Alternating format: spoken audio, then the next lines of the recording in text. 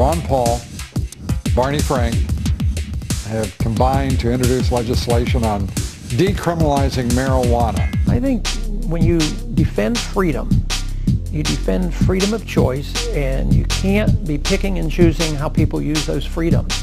It's something that was legal for a long, long time, and the war against marijuana causes so much hardship and accomplishes nothing. Whether it's personal behavior or economic behavior, I want people to have freedom of choice. That's gay marriage and abortion. I think this argument about what is marriage and who can get married and to whom, I think in a free society it becomes totally irrelevant. I think the state, national, everybody should just be out of it.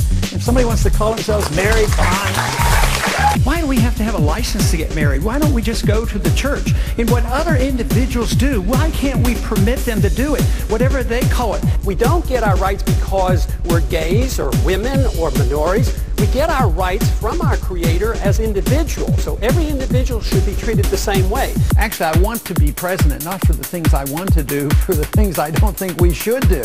Because I don't want to be a president that continues the policing of the world. I don't want to be a president that wants to run your life, and I don't want to be a president that's in charge of the economy. So sure, I mean, I came into the Congress a good many years ago, and my goal was to shrink the size of government and balance our budget, pay the bills, have sound money, and live within our means and mind our own business.